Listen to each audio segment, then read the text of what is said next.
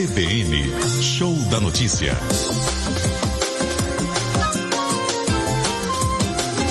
Hoje, com Rosana Jatobá. Muito bem, são 7h02, abrimos a 5ª hora do Show da Notícia desse domingo. Participe com a gente. Nunca é demais reforçar que você pode mandar sua mensagem por e-mail, rosana.jatobá@cbn.com.br. Se preferir, mande pelo Twitter, pelo @CBNOficial, ou pelo WhatsApp, 11 99911 9981. Agora são 7h03, a gente vai falar sobre um problema que tem preocupado muito as autoridades, né? Porque nós brasileiros passamos aí pela primeira semana de confinamento forçado por causa do coronavírus e a gente não sabe até quando isso vai durar. E enquanto esse isolamento social é necessário, porque protege todo mundo da contaminação, ele também traz alguns efeitos colaterais que precisam ser prevenidos. Famílias inteiras estão trancadas 24 horas por dia nas suas casas e esse convívio forçado tem causado uma tensão que muitas vezes resulta em violência doméstica. Eu tenho um dado aqui, da China. A violência dentro das casas lá triplicou. Isso aí é uma informação do governo chinês. Inclusive, foi criada uma hashtag chamada Anti-Domestic Violence During Epidemic, exatamente para que as pessoas as vítimas possam denunciar os casos de violência doméstica. A gente vai saber como é que está essa situação aqui no Brasil. Eu vou conversar agora com a Raquel Kobashi Galinatti, que é presidente do Sindicato dos Delegados de Polícia de São Paulo. Oi, Raquel, boa noite para você. Boa noite, Rosana. É uma imensa honra falar com você e com todos os ouvintes da CBN. Prazer é nosso, obrigada por nos atender aqui no Show da Notícia. Raquel, eu dei um dado agora da China, me parece que essa é uma situação dramática que está ocorrendo em muitos outros países, né? Sim, quando a gente fala de violência contra a mulher, quando falamos em violência doméstica, a gente sabe que o agressor, ele já tende a isolar a vítima socialmente. E na maior parte das vezes essas violências ocorrem dentro das residências. E quando a gente fala em isolamento social, que é imposto justamente para que não haja proliferação, a contaminação das pessoas e que o coronavírus seja combatido através dessa contaminação social, através do isolamento social, a gente sabe que cria-se um ambiente mais favorável para que se perpetue a violência contra a mulher.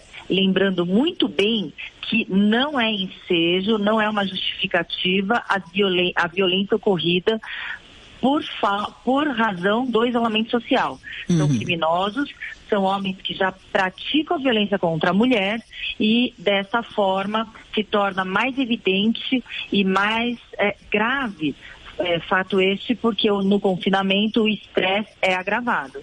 Foi bom você ter dito isso, Raquel, porque eu tenho um dado aqui que dá conta de que a cada 2 minutos ocorre um caso de violência doméstica. 69% desses casos pessoas ali do convívio, né, familiar. Exatamente. E com a quarentena, obviamente, a situação de estresse, de ansiedade, esse quadro se agrava. Mais uma vez falando que não justifica a violência. O que ocorre é que praticamente o isolamento social coloca de mão beijada para aquele agressor a situação de isolamento. Então, quando ocorrem essas situações, o isolamento deve ser rompido imediatamente. A vítima, ela deve se dirigir a uma delegacia de polícia, entrar em canais de proteção como 180, porque muitas vezes a vigilância é constante deste agressor. Então a vítima deve sim romper esse ciclo antes que a violência se torne o ápice, que é o feminicídio. Então é um efeito colateral que nós estamos percebendo com o aumento das denúncias de violência contra a mulher nessa situação de quarentena.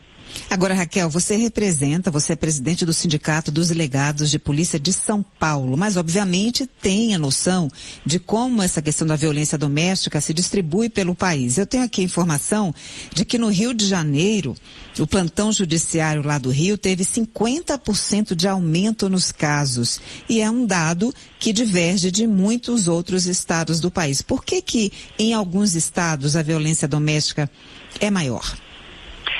O que ocorre é que existe muita subnotificação, principalmente agora. Agora, justamente pelo fator de todos estarem confinados em isolamento social, muitas vezes a vítima também não consegue nem telefonar. Então é muito importante que todos os familiares, amigos e todos que saibam que a vítima já está numa situação de ciclo de violência, tenha atenção triplicada em relação a essa vítima. Infelizmente, é uma situação não só aqui no Brasil, mas nós podemos ver através de dados da própria ONU que os crimes de violência doméstica aumentaram no mundo inteiro. Esse caso de isolamento social fez com que famílias ficassem trancadas 24 horas em suas casas. O convívio forçou talvez uma atenção maior daqueles que já tinham tendência à violência, que já estavam. Eu gosto de frisar isso, Rosana, porque é muito fácil colocar o agressor e colocar um fator que justifique a prática daquela agressão. Então, nada justifica, nem mesmo o isolamento social. Todos nós sabemos que é um crime, mas quando mulheres estão nesse ciclo de violência e concomitantemente, nós nos deparamos com essa situação adversa, que é o isolamento social, que é o confinamento, a quarentena, obviamente essas situações elas ficam mais gravosas.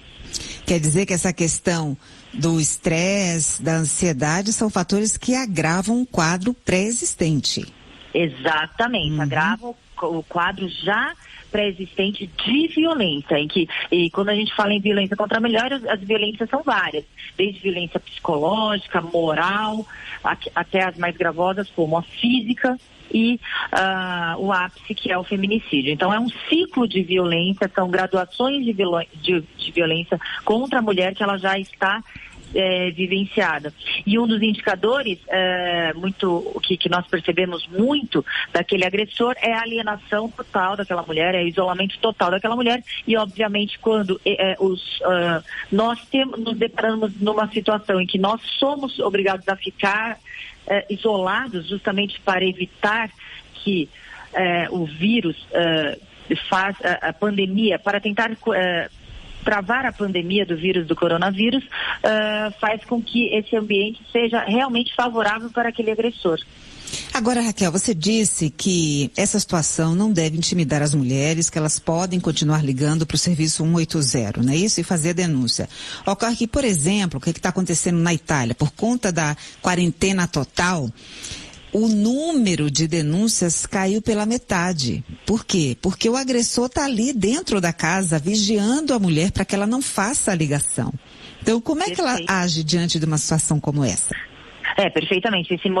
O agressor, ele utiliza o monitoramento, o controle, a vigilância total, o hipercontrole de todas as ações e atitudes daquela mulher. É uma das nuances daquela agressão, daquele controle. A mulher, ela tem que, justamente a família deve saber se existe uma situação já pré-existente, se existe um isolamento, a mulher perder o contato com seus familiares, tente entrar em contato com essa mulher, tanto os amigos, familiares, e tentar todo meio de comunicação às autoridades competentes, não só o telefone, mas também a internet. Tem a Polícia Civil do Estado de São Paulo, ela abriu a possibilidade que se faça os registros, o boletim de ocorrência através da internet, e tem que sim, nessa situação adversa, na adversidade, romper o isolamento social e tentar falar com seus amigos, vizinhos, um bilhete, tentar qualquer forma para se proteger, para proteger a sua vida. Então é isso, a mulher precisa ser encorajada mesmo a fazer a denúncia, mesmo nessa situação excepcional em que a gente tem que ficar mesmo em casa. Agora, Raquel, pela sua experiência no contato com mulheres, né, ou mesmo homens, ou sei lá, familiares que foram agredidos em casa, Que outro tipo de abordagem ajudaria a minimizar os efeitos da violência doméstica? Eu falo numa situação assim de tentar prevenir um pouco as situações de conflito dentro de casa. Aí você vai ter que, talvez, contar um pouco da sua experiência, mais pelo lado da psicologia, de como orientar mulheres e homens nesse sentido. Exatamente. Quando a gente fala da vítima de crimes de violência doméstica, automaticamente nós estamos falando em fatores diversos, não só aqueles escritos e deliberados na lei, mas também a gente fala em fatores sociais, fatores da própria educação, da formação da educação e psicológicos principalmente. Então temos que ter uma análise também, uma ponderação do próprio homem, do próprio agressor, tentar se colocar no lugar dessa vítima, o próprio agressor tentar fazer aquelas ponderações. Realmente, Rosana, é uma situação que nós nunca nos deparamos. Então, nessa diversidade, temos que realmente tentar se reinventar. Obviamente, existem ponderações de valores em que todos nós somos obrigados não obrigados, mas todos nós devemos ficar dentro de casa para tentarmos coibir o vírus, para tentarmos coibir essa disseminação da violência. Então são fatores ali. O homem agressor também ele é obrigado a ficar dentro da residência. Então tentar uma convivência melhor e se colocar no lugar do outro, né? No caso no lugar da companheira. É muito difícil a gente falar dessa situação, mas é um efeito colateral explícito que mais um efeito colateral, não é só a economia que nós estamos vendo como efeito colateral do isolamento social. A violência doméstica também é, infelizmente, o efeito colateral desse isolamento necessário nessa altura que estamos passando. Eu citei no começo da nossa entrevista a hashtag que foi adotada lá na China para fazer com que as vítimas denunciem os casos de violência doméstica. Aqui também no Brasil, pelas redes sociais, talvez essa fosse uma boa ferramenta, né? Considerando que muitas mulheres ficam impedidas de pegar o telefone para ligar para o serviço, sabendo que o agressor está ali de olho nela. Exatamente. Então, por isso que a responsabilidade é de todos, não só daquela vítima. Aquela vítima é vítima na situação, muitas vezes ela se depara e nem percebe que está sendo vítima de um ciclo, né, já de violência. Então é responsabilidade de todos que estejam próximos a essa vítima e que percebam comportamentos realmente comportamentos que tendem a perceber que essa vítima está sendo abusada, violentada em relação ao seu companheiro. Aquelas pessoas mais próximas sabem a diferença de comportamento. O hashtag ali na China, a pandemia, que foi o primeiro lugar que a pandemia se manifestou, foi criado e esse hashtag é em inglês, né? Anti-Domestic Violence During Epidemic. Então, nessa forma, todos poderiam também utilizar. Aqui no Brasil ainda nós não temos conhecimento de um hashtag criado, mas é um excelente exemplo para que possamos usar também. Agora, a polícia permanece com o mesmo procedimento, o mesmo protocolo, quando a vítima denuncia, um policial vai lá e prende o agressor, ou nessa situação excepcional, como é que funciona?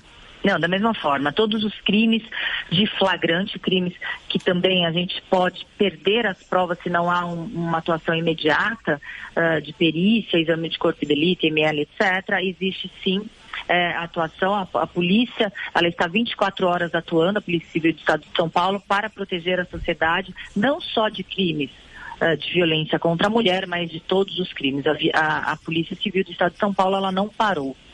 Mas aí o agressor, quando ele é levado para a delegacia, lá existem os cuidados para que não haja aglomeração também, ele não possa ser vítima do coronavírus, né, Raquel? Imagina. Exatamente.